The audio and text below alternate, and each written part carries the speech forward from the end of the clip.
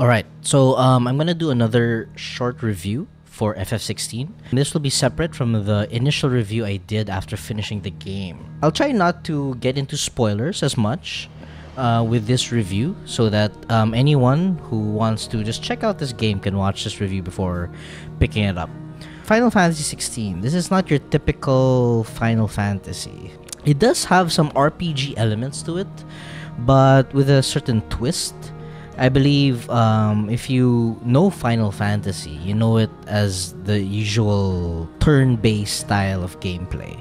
They've changed it up here. They've throughout the years, they've been making tweaks to their gameplay of having the classic turn-based style and putting some action elements to it.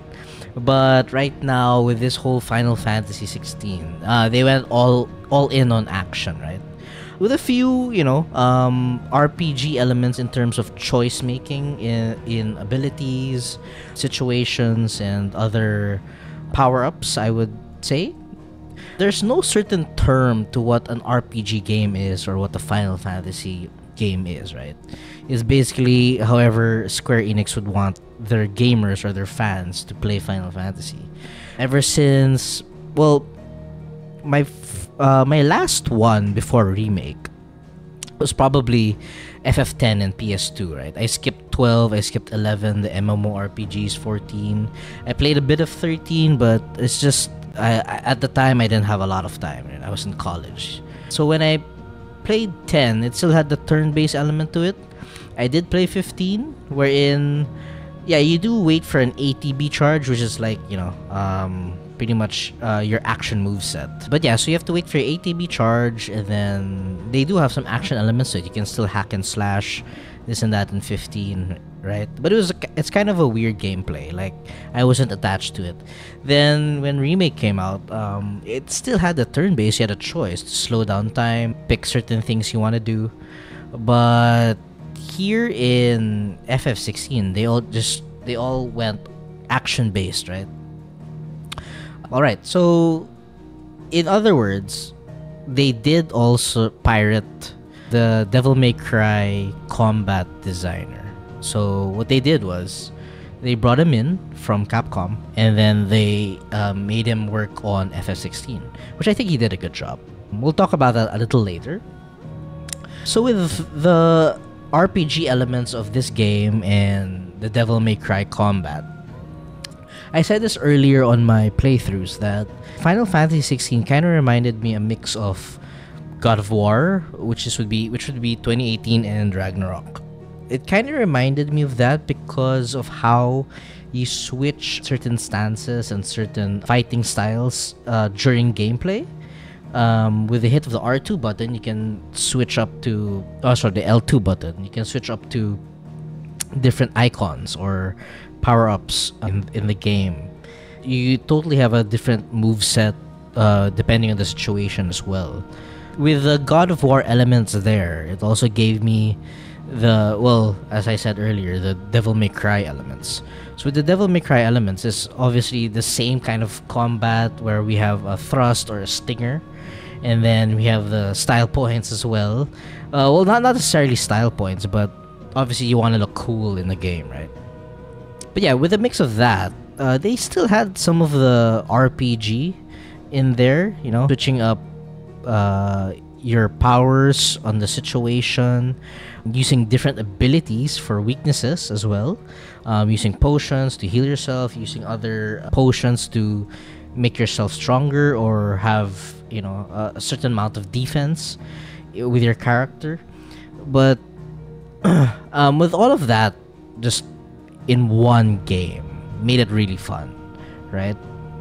We'll talk more about the combat and how my final thoughts about it a little later. But yeah, so this one has some mature rating. Final Fantasy 16 is not for kids. Well, maybe in your early teen years, you can probably pick up this game already, since by then you have an understanding to what life really is. I think they made it clear. Even when I was streaming this game on Twitch, they would always give a warning to any viewer who came on my stream, right? If I were to compare this to modern media or things that we're exposed to nowadays. I'd say maybe the Witcher series on Netflix. Very similar storyline. Also, God of War, Game of Thrones. Sorry, Game of Thrones. It also kind of reminds you of that kind of storyline. God of War too, fine, sure. But God of War was really just for it didn't have a mature rating, right? It had the gore here and there, but nothing like Game of Thrones or Witcher in terms of media that you can present to these kids who play any video game nowadays. So yeah, it's really for adults. More adults will also enjoy it and at the same time understand the story. So going to the story, similar to the Game of Thrones and The Witcher, it's really hard to understand at first what's going on. This game is actually meant to be played twice, I believe. So the first time, here and there, you'll understand these characters, you'll learn these characters.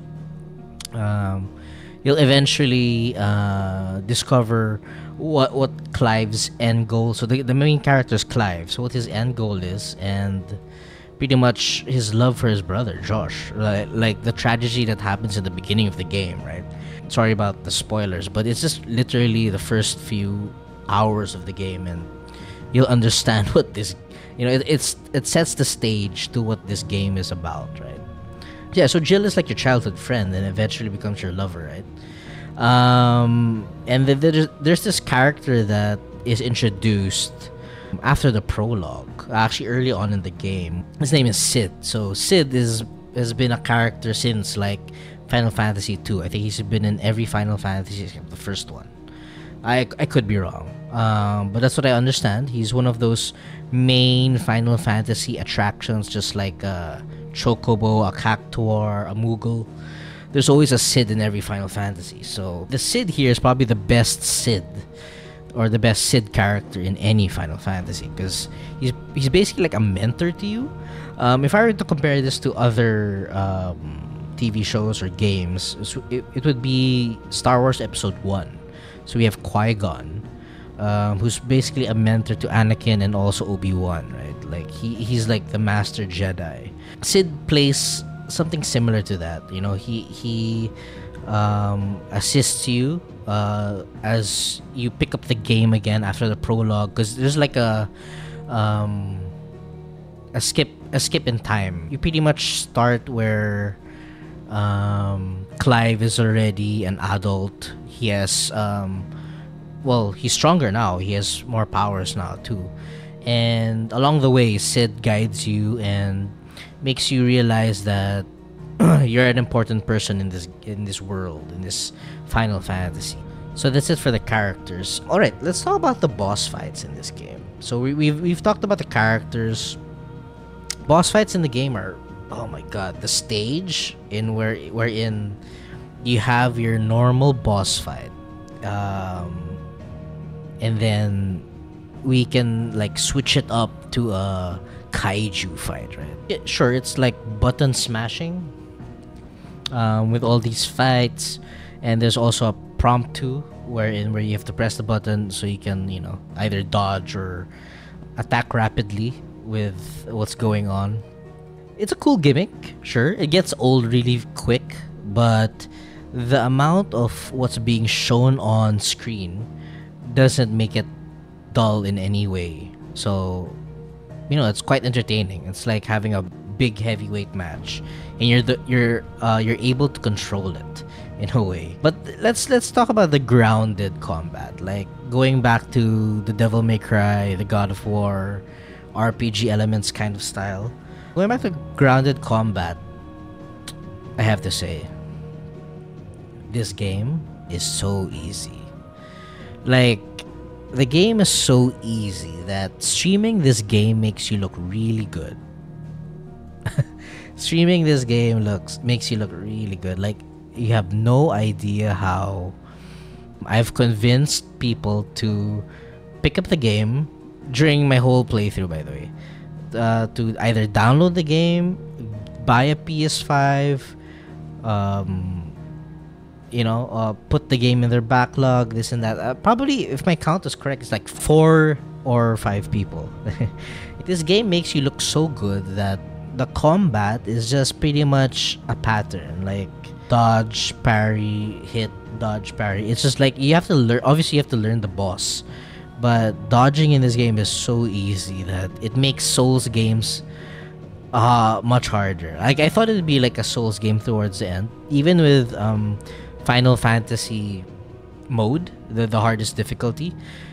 Man, I'm playing it now, and it's the only difference is just they hit harder. They have more health. They a few of them have different movesets, but nothing to the point of like FF7 Remake, where they really have a different moveset, or you can't even use items. Here in fantasy mode, they still have items. Like, there's no other way to cure except for using your limit break and eventually regain some health. I wish it was harder. Like, even in the start, I wish we had Final Fantasy mode or a hard mode already. I think that would have been better. Okay, so let's talk about the artistic style and the world pretty much presented in this Final Fantasy. It's a huge world. Don't get me wrong, but it's not open world, but it's more of like a large zones kind of world. So we have the typical fast travel, I would say. So with this fast travel, you know, it's pretty much easy to get around. You also get a chocobo during mid-game, right? So they kind of want you to enjoy the map a little more and not skip through things, right? Because all of the hard work and, you know, and artistic style, they don't want that to be put to waste. So they give you a chocobo like mid-game. And no, even with that chocobo, it's still it still takes time to get around the area. These are really big zone maps, kind of like a big version of FF10, right? So FF10, eventually you do have an airship where you fast travel to certain areas of the world. But with this one, it's just pretty much just pick a place in the map. If you're not in a main quest, you can just fast travel anywhere. This game could look a little better, but it does look amazing for what it's worth. We're actually just towards the last part of this review, right? This game is not a short game. I spent about 60 hours of initial first playthrough with this game. I do have a 9 to 5 job every day, well, every weekday. But what I did was I just, you know, booted up the game after work and then just continued playing. I probably spent about 10 days with this game. You know, I took 2 breaks in between, so a matter of 12 days, a span of 12 days, and it was a fun game. Like, the thing about this game is the normal person will not finish it in a month. I give it more than a month, depending on their schedule. If they you know if they're really busy with errands here and there, I don't think they'll be able to finish this game right away. It's a really long game. Even so this game is like divided into somewhat chapters in a way. It doesn't say the chapter, of course, but like after a boss fight, then it's a new setting, then you have to build up to the next boss fight, which is a typical 5 to 8 hours, right? With that, you know, we also have the side quest, which can give you like 5 hours, so that's typically 8 to 10 hours, right? It's crazy. That's pretty much it with my initial review. Should you pick up this game? Yes, but spend time on it. It's also an easy game, easy to get by. It's nothing too hard, right? I give this game a 9 out of 10, a really strong 9 out of 10. But initially, it's actually a 16 out of 10. It's a great game. The highs are very high, the lows are very low, like the dull moments and the side quests that don't really matter. Or sometimes when you really want to go to the main quest already, there's a lot of main side quests along the way. So that's what kind of make my rating go down, or not give it a perfect score. But the highs are really high and they make up for it. So that's my review for Final Fantasy 16. If you're till the end of the review video, thank you for sticking around. I'll be doing more videos like this in the future. I'll be separating it from the initial finale and review, but I will still do my finale review after finishing each playthrough.